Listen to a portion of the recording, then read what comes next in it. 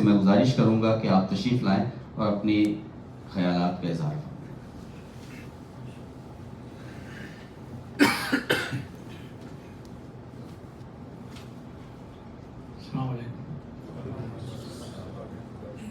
वो दानाए सुबुल मौलाए कुल ख़त्म रसूल जिसने वो बारे राह को बख्शा, फ़रोग़े इबादिये सीना निगाह इश्क़ व मस्ती में, वही अव्वल वही आखिर वही आसी वही कुरान वही फुरक़ान वही ताहा।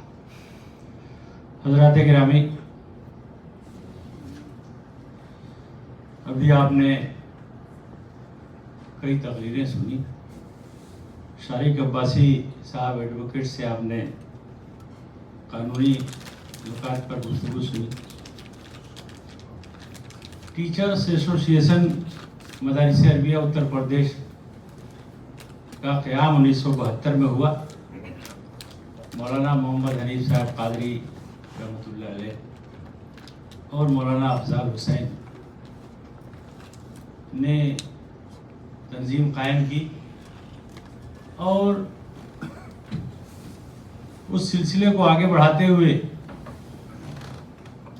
वो तमाम सहूलियात, वो तमाम मराहत जो दीगर इदारों को, माध्यमिक बेसिक संस्कृत के इदारों को सरकार से मिलती थी, वो सारी सहूलियात टीचर्स एसोसिएशन ने अपनी 52 साला जद्दोजहद में उत्तर प्रदेश के मुदर्रिसीन को दिलाई।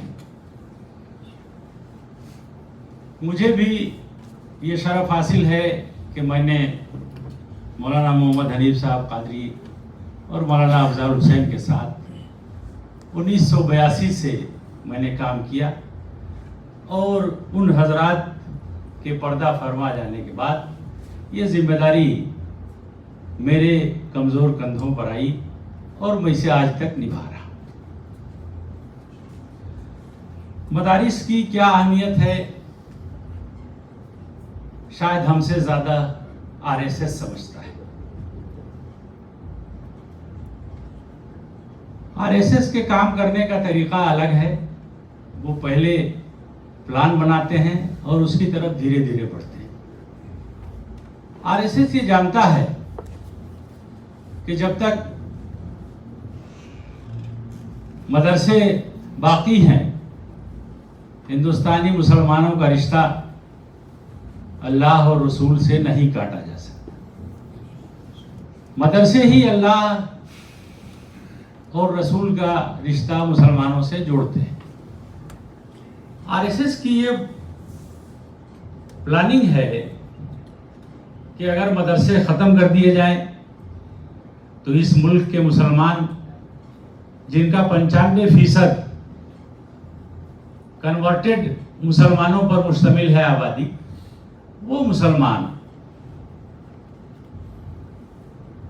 हिंदू मजहब की तरफ वापस आ जाएंगे, उनकी घर वापसी आसान हो जाएगी। इसलिए मदरसे निशाना है।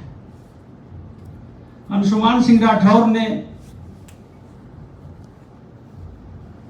इलाहाबाद हाईकोर्ट की लखनऊ बेंच में जब रिट किया, एसोसिएशन की तरफ से बाकायदा 2 वकील, एक लखनऊ बेंच में और एक इलाहाबाद हाईकोर्ट मेन बेंच में मौजूद रहते हैं हमेशा, और उनका ये काम है कि वो निगरानी करते हैं कि मदरसों के खिलाफ या एसोसिएशन के खिलाफ अगर कोई रिट होती है तो वो खबर करते हैं। आमतौर पर मुसलमानों की तरफ से ही इस तरह के मैनेजर्स के आपसी झगड़े, मैनेजर मदरिस का झगड़ा या सोसाइटियों के झगड़े ही हाई कोर्ट जाते रहे हैं। लेकिन जब अंशुमान सिंह राठौर ने रिट किया और उसकी खबर मेरे वकील ने मुझे दी, तो मेरी समझ में ये नहीं आया कि अंशुमान सिंह राठौर का क्या रिश्ता है किसी मदरसे से। न वो किसी मदरसे का मदरस, न किसी कमेटी का मेंबर, न उसका बेटा किसी मदरसे में पढ़ता है। आखिर उस क्या वजह है उसके रिट करने की? जब उसकी रिट निकलवा के देखी मैंने, मेरी लीगल टीम ने देखा उसको, तो ये एहसास हुआ, उसने ग्रांट चैलेंज नहीं किया था हजरत, उसने मदरसों की ग्रांट चैलेंज नहीं की थी, उसने मदरसों की तालीम चैलेंज की, मदरसा एजुकेशन बोर्ड एक्ट चैलेंज किया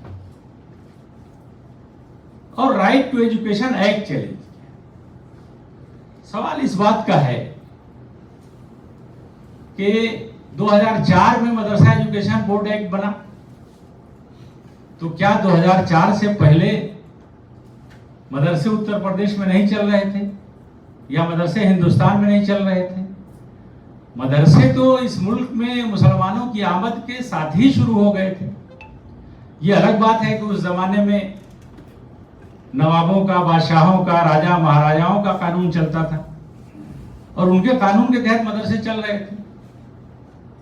अंग्रेज जब इस मुल्क में आए तो उन्होंने कानून साजी का काम किया, इस मुल्क को एक करने का काम किया और एजुकेशन कोड 1908 में बना। उसके बनने से पहले अरबी फारसी बोर्ड के जो इम्तिहानात होते थे वो इलाहाबाद यूनिवर्सिटी से होते थे। 1883 से लेकर के 1916 तक, 1916 में बोर्ड बना, मदरसा बोर्ड, अरबी फारसी बोर्ड इलाहाबाद। उससे पहले ये इम्तिहानात इलाहाबाद यूनिवर्सिटी में, मेयू कॉलेज में होते थे। इलाहाबाद यूनिवर्सिटी वो सनदें जारी करती और भला हो तअस्सुब का कि उसने हमें यूनिवर्सिटी से उठा करके और बेसिक में पटका, यूनिवर्सिटी से उठाया, बेसिक में पटक दिया। मैं ये अर्ज कर रहा था आपसे कि क्या 2004 के एक्ट के खत्म हो जाने से, गैर दस्तूरी करार दिए जाने से मदरसे खत्म हो जाएंगे? मदरसे खत्म नहीं हो, इसलिए कि मदरसे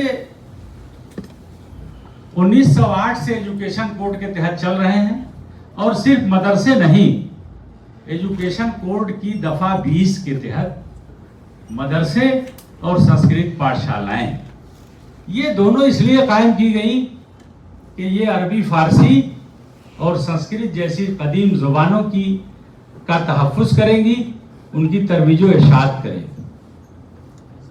इसलिए मदरसे कायम हुए, संस्कृत पाठशालाएं कायम, और 1908 से 2004 तक मदरसे चलते रहे।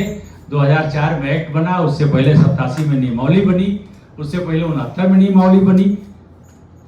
तो हमारा ये कहना था, इलाहाबाद हाई कोर्ट में भी इत्तेफाक ऐसा था कि मैं ये कहता रहा हूं अपनी मीटिंगों में कि मेरी तलब भी किसी के कर्म का सदका है, कदम ये खुद नहीं उठते, उठाए जाते। तो अंशुमान सिंह राठौर ने जब रिट किया तो हमने ये फैसला किया, हमने मीटिंग बुलाई एसोसिएशन की और हमारे तमाम जिम्मेदारों ने ये फैसला किया कि हम लोग एक सीनियर वकील रख करके इसकी पैरवी करें, और हमने प्रशांत चंद्रा को वहां वकील रखा जो पर डे पर अपीयरेंस फीस लेते हैं 2.5 लाख से 3 लाख रुपए तक। 3 दिन उन्होंने बहस किया। उनकी बहस का एक टुकड़ा मैं आपको सुनाना चाहता हूं। उन्होंने कहा कि जज साहब, अगर आप दस्तूर की दफा 29 और 30 के 2-2 जुमले पढ़ करके मदरसों के साथ इंसाफ करना चाहेंगे तो आप इंसाफ नहीं करें। आपको दस्तूर साज असेंबली की कार्रवाई पढ़नी पड़ेगी और ये जानना पड़ेगा आपको कि ये दफात दस्तूर में किन हालात में जोड़े गए थे। उस वक्त मुल्क के क्या हालात थे, मुसलमानों के क्या जज्बात थे,